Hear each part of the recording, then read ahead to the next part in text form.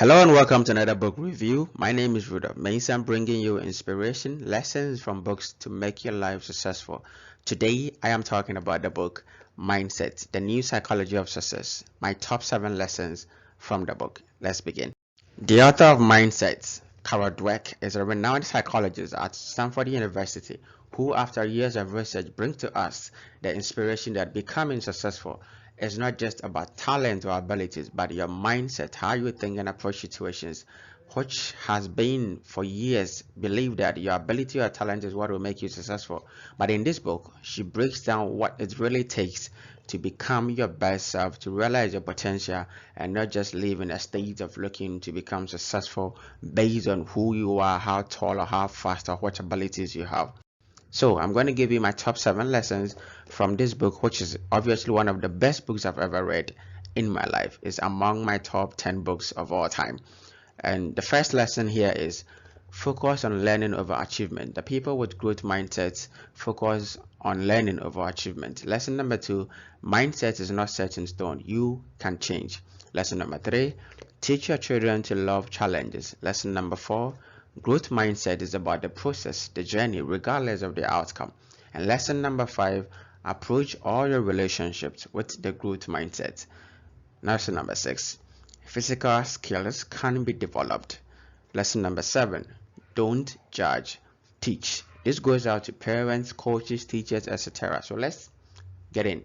But before we begin, if this is your first time on my channel, I bring you book reviews, lessons from books, wisdom from books, inspirational poems, divine inspiration to help you on the journey to become your dream. That's all I do on my channel. Every Monday I have a new video for you. If this is your first time, I will kindly entreat you to subscribe. That way you will get notifications whenever I upload a new video. Click on the subscribe button and click on the bell icon to get notifications. Thank you so much for doing this. Thank you. Let's begin. So before we even go to lesson number 1, the central theme of this book is becoming is better than being. And Carol talks about this so much throughout the chapters in the book, that we live our lives that we are constantly progressing and learning and becoming better at what you do. That is more important than thinking that we've arrived and who you are is who you are. You can't do anything more than that. The people who live with such mindsets she describes as the fixed mindset, and those who are progressing, constantly learning new things and changing, are those who have the growth mindsets. And so we are going to look at these two groups of people and the lessons I got from reading this book. So lesson number 1, focus on learning over achievement. The people with the growth mindset are more concerned about what they learn throughout the process instead of who they become. Imagine starting the year, maybe I decided to read 50 books by the end of the year. The people with a fixed mindset will just set a target and rush to the end of the year by 31st December and take a stock. Did I read 50 books? Yes, I did, because I am this, because I am a superman. But people with growth mindsets is not all about reaching 50 books. The question I am going to ask myself at the end of the year is, who did I become by reading 50 books? What have I learned? What new things have I added to my life? And in the same way, when you go to a typical classroom, if you go to the workplace, people with a fixed mindset are only concerned about achievement. Did I come out first? Was I the best? That is what they are all thinking about. But if you want to be successful and realize all your potential, you need to have a growth mindset where you focus on learning. Who am I becoming on this journey? What am I learning? How am I improving? That is more important than the achievement. And so she says, in the fixed mindset, everything is about the outcome. If you fail or if you are not the best, it has all been wasted. The growth mindset allows people to value what they are doing, regardless of the outcome. They are tackling problems, charting new courses, working on important issues. Maybe they haven't found a cure for cancer, but the search was meaningful. If you live with this kind of mindset, you are always drawn to learning, improving, and becoming better. It is not all about where you stand at the end of the finish line. It is about who you became at the end of the journey. Imagine going on a country ride to the mountains, and all you are thinking about is getting to the mountain. Because of that, you don't take time to watch the scenes around the mountains. You don't pay attention to the scenery. You don't look at the flowers. You don't smell them. You don't look at the birds. you are just focused on getting to the mountain. That is not a good trip to take. You need to pay attention to what is happening around you, because the reward is in the journey. The journey is the reward. How you appreciate what you are going through, who you are becoming, is more important than where you stand at the end. So lesson number 2, mindset is not set in stone. You can change. So when you find out that maybe you have a fixed mindset, you are someone who is always looking at the outcome, you tell yourself, that is how I was brought up. I can change from it. That is how I always see things. I am competitive. I want to win. Yes, but you can change your mind. It is not set in stone. And mind you, even the people with growth mindset find themselves drifting to the places where sometimes they have fixed mindsets toward issues. Sorry. And so if that happens, then you have to catch yourself and bring yourself back to the growth mindset state. So that means that whenever you find yourself being overly obsessed with the outcome, instead of asking yourself, what am I learning? Who am I becoming? How am I improving? You need to tell yourself, it is not about the result. It is about what I am learning. It is about how I am improving. It is about how much value I am adding to the process. And if you do that, you can change from being someone who is in a state of a fixed mindset to a growth mindset. Mindsets are an important part of your personality, but you can change them. Just by knowing about the two mindsets, you can start thinking and reacting in new ways. Lesson number 3, teach your children to love challenges. And this, as I explained earlier on, you need to make kids understand that it is not about the praises they get when they finish a math problem. So imagine you give your kid a math problem and he finishes it under 1 minute. You don't say, well done, good boy, good girl, you are excellent. Yes, those things are okay. You need to let them know that you appreciate their effort. But what about saying, that was easy. Let me give you something that will challenge you. You need kids to appreciate the fact that life can be better. They can improve on what they already know. But if you tell them that they are good at what they are doing and that stops them from learning more, you are going to stop them from realizing their fullest potential. If parents want to give children a gift, the best thing they can do is to teach their children to love challenges, be intrigued by mistakes, enjoy effort, and keep learning. That way, their children don't have to be slaves of praise. They will have a lifelong way to build and repair their own confidence. Lesson number 4. Growth mindset is about the process, the journey, regardless of the outcome. I shared a little bit of this in the lesson number 1. The people with a growth mindset don't usually focus on the outcome. It's about the journey. Who am I becoming? What am I learning? What new lessons am I picking up from this situation that I am in? It is not about who am I at the end of the day. It is about who I am becoming.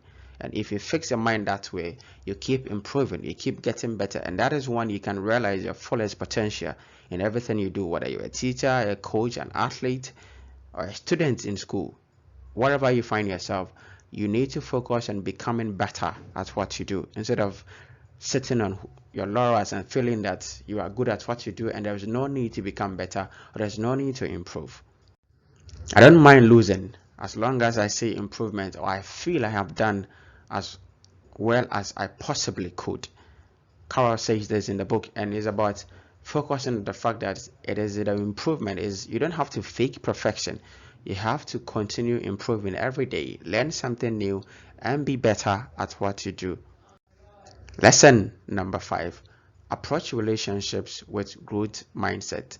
When you going into any relationship, whether it is romantic or just platonic or with your friends or co-workers or whatever kind of relationship, don't think that you are going to get perfection from the people you are going to relate with.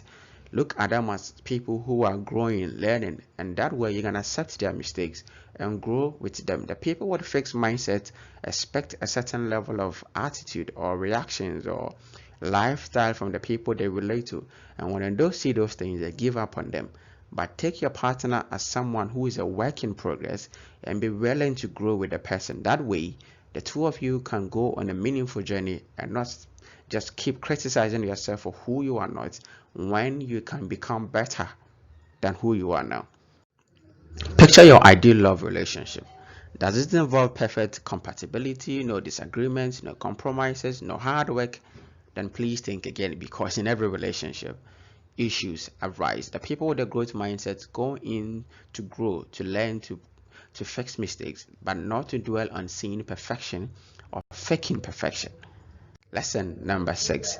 Physical skills can be developed. This goes with artistic skills as well. People that we see on the screen, we think that they just became better at what they do or they were born with it. No, but who you are can be developed. If you want to become a great athlete, if you want to become a great artist, singer, student, whatever profession you find yourself in, you can develop your skill. And if you have the growth mindset, you always see yourself that there is more that you can do. There is no cap to your potential.